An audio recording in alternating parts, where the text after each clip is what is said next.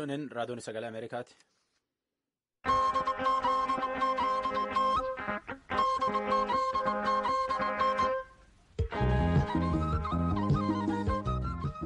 Raadiyoon sagalee Ameerikaa sagantaa afaan Oromoo wixataa Gijimaata galgal sa'aatii 2 akka haq sa'aatii 8 meetira baandii 1921 irratti Waashingtan DC irraa sanii dabarsinu kaarraa kun ammaantan jalqaba.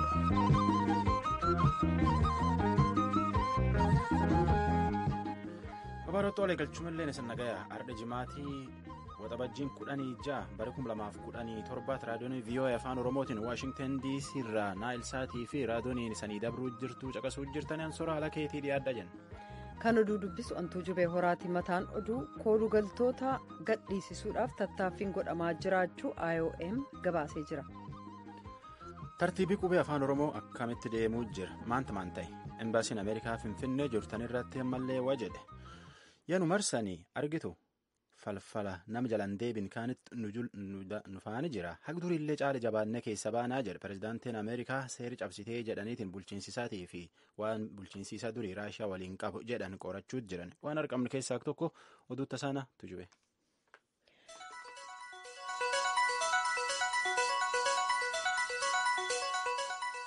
koolugaltoota 200 kanneen Somaaliyaa fi Itiyoophiyaa irraa ta'aniif Liibiyaa keessatti gitamanii jiran gadhiisisuuf tattaaffiin godhamaa jira jechuudhaan jaarmiyaan koolugaltoota sadarkaa addunyaa beeksisee jira. IOM akka jedhetti koolugaltoonni Liibiyaa mana hidhaa seeraan alaa keessatti gitamanii jiraachuu viidiyoo mul'isu waxabajjii 9 feesbuukii irratti maxxansame. Maatiiwwan namoonni duraa dhabamaniif viidiyoo gabaabaa kan firoottan isaanii akka gadhiisaman yoo barbaadan gumaa akka baasan gaafatu isaan dhaqqabu dubbatu. Dubbi himaan IOM Joel Milman raadiyoo sagalee Ameerikaaf akka ibsanitti maddi viidiyoo kanaa hin beekamu garuu kan dhugaa ta'uusaaf shakkii xiqqootu jira. Bakki namoonni sun kutaa tokko keessatti hedduminaan itti hidhamanii jiran garuu sodaachisaadha jedhu. We understand that there are cases of people being tortured with cement blocks, I think, put on their chest. Namoonni dhakaadhaan akka yaadutti laphee fi dugda isaanii irratti fe'amee dararamaa jiraachuu dhageenye jirra. Miilli namootaa cabeera.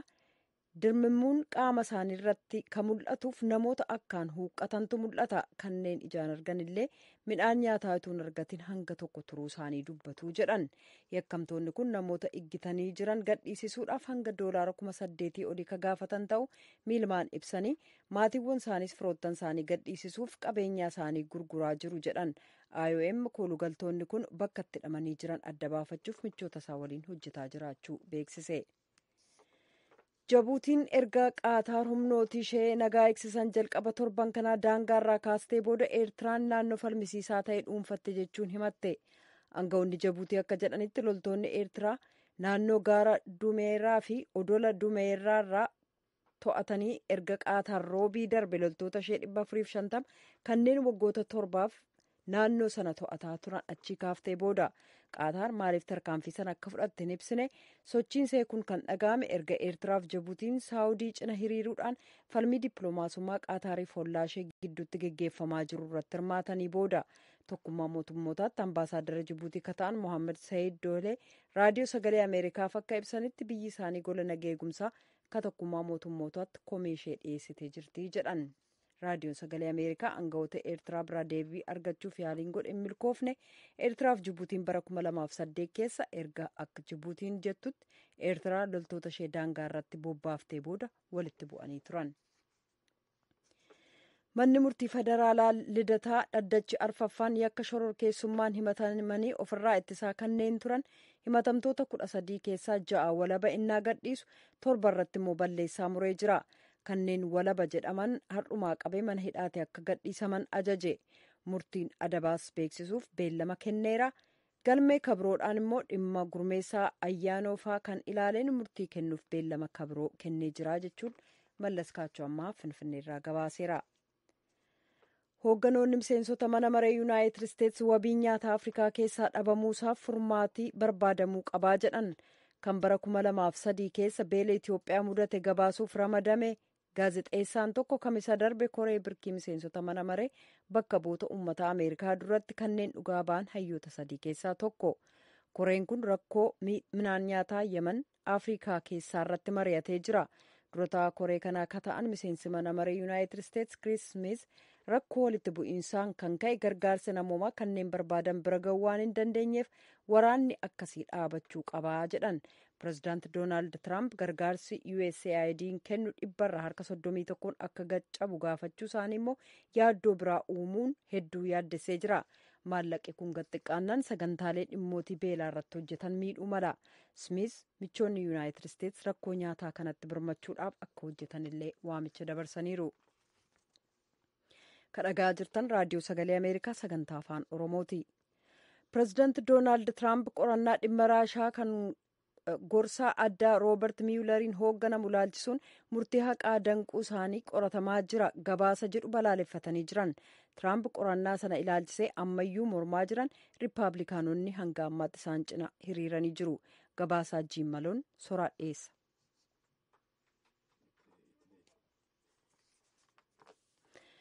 Pireezidaanti Doonaald Tiraamp walakkeessa jaarraa booda hariiroo Ameerikaa Kuubaa waliin uumuuf pireezidaantiin duraanii Baaraak Obaamaan eegalan hambisuuf hojjetaa akka jiran ta'uu beeksisaniiru.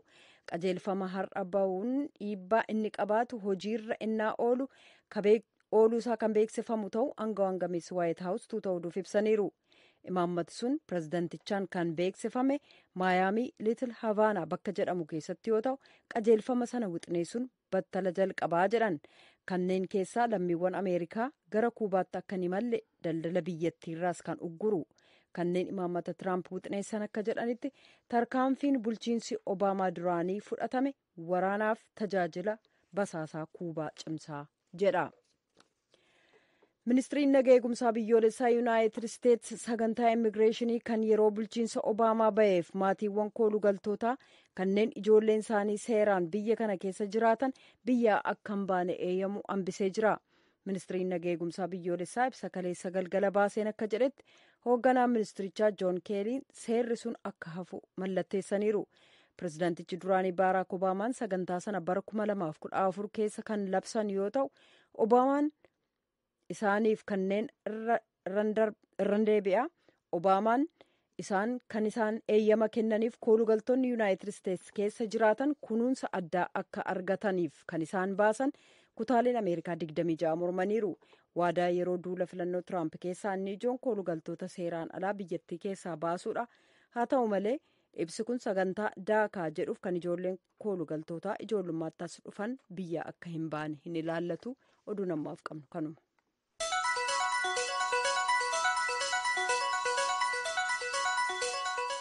Tammaantan caqasuu jirtan tun raadiyoon VOA sagantaa afaan Oromooti.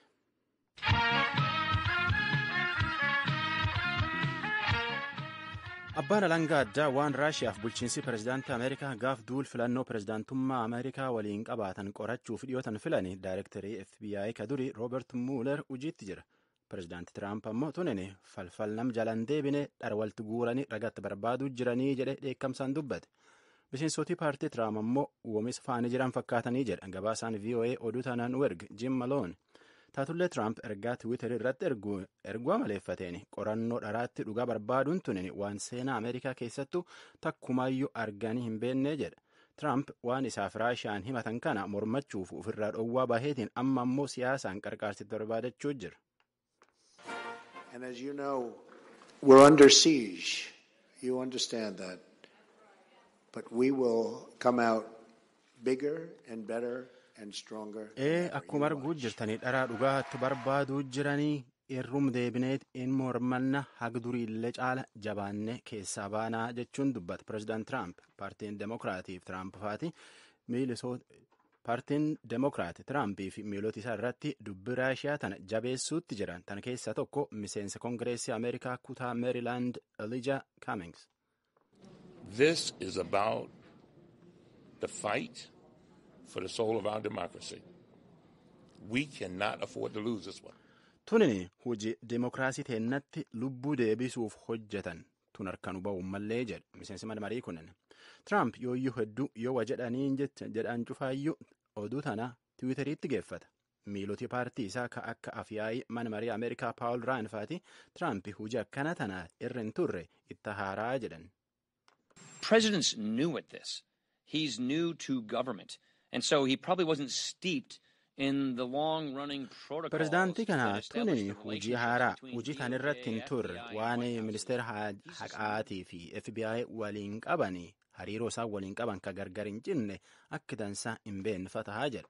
Miseensoti paartii Rippaabilikaan ka akka Chaarli Dent fa'aati Tiraamp yoom waan isaa Raashiyaa fi inni waliin qabu bulchiinsi isaa waliin qabu maqaa dhaataniyyuu erga tana tiwiiteriin reebuun adabachuun tunin waan inni xiqqeeffachuu malee jedhan.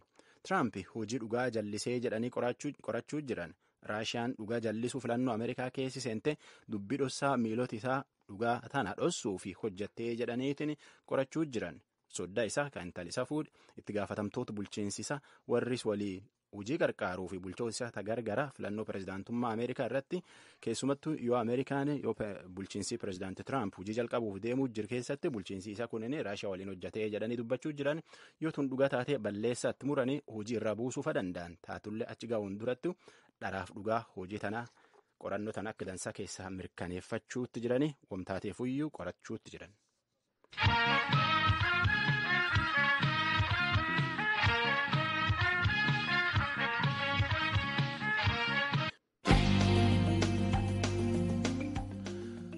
Qopheettaan dabarra tartiibii qubee afaan Oromoo akkamitti deemuu jira kitaaba afaan Oromoo ka sadarkaa tokkeessoo keessa maan tafe seerii barnoota Oromiyaa dhiyoo tana ba'e maan jedha dhaabii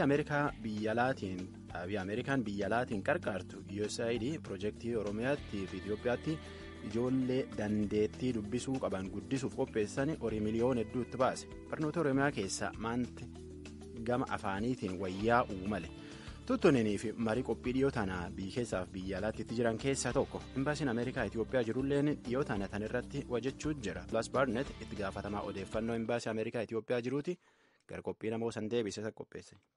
Oromiyaa keessatti kaarikulamiin yookaan sirni barnootaa sadarkaa tokkoffaa haaraan ba'uusaa fi tartiiba barsiisa qubee afaan Oromoo irratti jijjiiramni ga'uusaa eega televezyiyoonni Oromiyaa beeksisee as yaadawwaniif mormilee ka'an ilaalchisuudhaan hayyuu kaarikulamii sana hojjetaa turan dabalee ogeeyyii linguistiksiif afaan Oromoo adda addaa affeerraa subsisuun keenya ni yaadatama. Qorannaan waa'ee kaarikulamii afaan Oromoo dabalee afaanneen Itoophiyaa adda addaa irratti qorannaan kaarikulamii geggeeffamee fi kaarikulamichi haaraan gargaarsa dhaaba Yuunaayitid Isteets kan USAID jedhamuun geggeessame. Kanarraa ka'uudhaan embaasii Yuunaayitid Isteets kan Finfinnee jirutti qondaala odeeffannoo kataan Mr. Nicholas Barnett feesbuukii embaasichaa irratti dhiyaachuudhaan gaaffiilee dhiyaataniif deebii kennanii turan. Gaaffiin dhaggeeffatoota keenya biraa dhiyaate ka gaafa sana deebii argate caalaa bal'aa waan ta'eef akka gaaffiif deebiin waliin geggeessan gaafanne waan tole nuun jedhaniif gaaffiilee ijoo ta'aniif deebisaan nuuf kennan qophiyaarraa keessatti qabannee dhiyaanne. Qorannaan kaarikulamii gargaarsa USAIDtiin Itoophiyaa keessatti geggeessame kun akkamitti akka jalqabe naa ibsan akkana jedhan.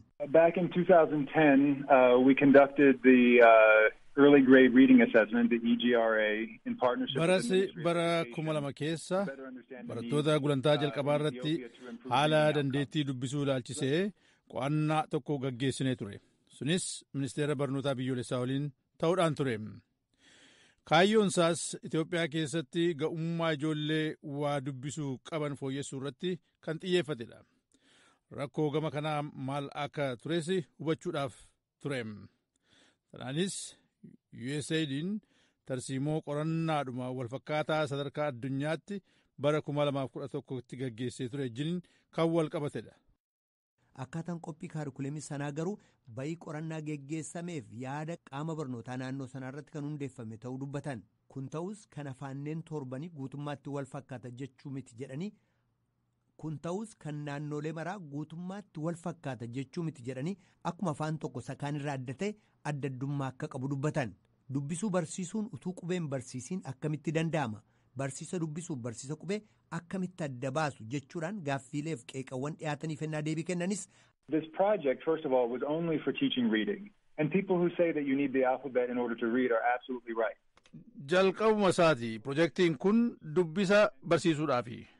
Dubbisa barachuuf dura qubee yookaan alfaabeetii barachuun barbaachisaa inni namoonni jedhan sirriidha. Dura qubeen barsiisamuu qaba. Akka yaada uummata hedduu gara keenyatti dhufarraa akka hubanneetti qubee barachuu kanneen dandeessisan sirboota aadaa, walaloo fi kan kana fakkaatantu jira. Ijoolleen sana mana barnootaatti barataa turan. Sun hin jijjiiramne barsiisota 160,000 biyyattii keessatti leenjii fudhataniiti kan himame akka ijoolleen dursanii qubee barachuu qabanidha. Qubeen dura baratamuu qaba. Ijoolleen mala dubbisaa amma ba'e kanarraa bu'aa argachuuf dursanii qubee beekuu qaban. Alfaabeetii baruu jechuun maqaa qubeelee baruu jechuudha. Akka waan kun yaada namaa waliin dha'u nan beeka. Akka afaan Ingilizii keessaa otoo hin taane afaan Oromoo keessatti sagaleen qubee sagalee qubeeti. Afaan Ingilizii keessatti garuu qubeen tokko sagalee adda addaa hedduu qabaachuu danda'a. Kan yaada namaa waliin dha'e tokko kanadha. Yoo gad fageessine ilaalle dhimmisaa waa'ee maqaa qubee otoo hin taane waa'ee sagalee qubeen tokko dubbisa keessatti qabaatuuti.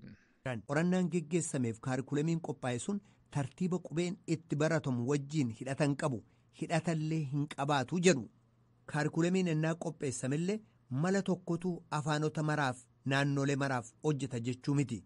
Kanaaf jecha ogeeyyiiniif aangawoonni barnoota bulchiisa naannoo kan mataa isaanii akka isaan mijootu akka fooyyeffatan itti hirmaachisnee jedhu. But in terms of the approach to teaching reading, it is not one size fits all. It has to be adapted to. Garuu gama haala dubbisa barsiisuu ilaallateen waan gama tokko qofaa miti. Afaan dhimmi ilaallatutti waan simee jijjiiramuu qabudha.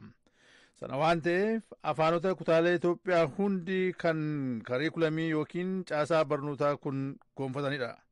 Qaamoleen hedduu ta'an adda addaa irratti qooda fudhachuudhaan haala dhimma kana fiixaan baasuu danda'amu irratti kan murteessan kanaafi.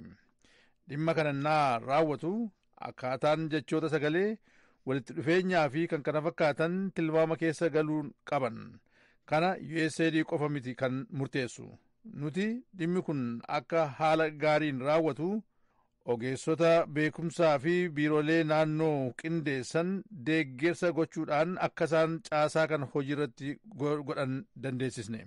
Kanadha kan ta'e malee dhiichisee kan sitti himu calliseedhuma Ameerikaatii haalli tokko fudhatamee Itoophiyaatti akka ta'u kan godhame miti. Akkamitti akka kaarikulamiin gargaaru barsiisonni warra ijoolleetiif sirriitti ibsuu qaban kana gochaa jiru jennee abdannaa jedhanii jiru. Piroojeektiin kun piroojeektii xiqqoo toora tokkitti toora dubbisa ijoollee fooyyessuutti qofa fuuleffate kan jedhan qondaalli odeeffannoo embaasii Yuunaayitid Isteetsi Nikoolas Barnet kun qofaasaa rakkoolee kaarikulamii Itoophiyaa keessaa mara fura jechuu akka hin ta'in dubbatu.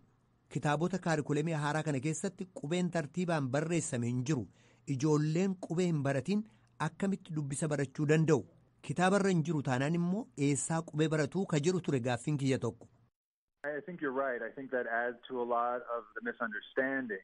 These books do go from first to eighth grade. Sirrii jettanatti fakkaata. Sunis hubannoo dhabuu jiru irratti dabalata ta'eera. Kitaabonni kun akka kutaa tokko amma 8tti dandeettii dubbisuu sadarkaa duraa irratti xiyyeeffatan.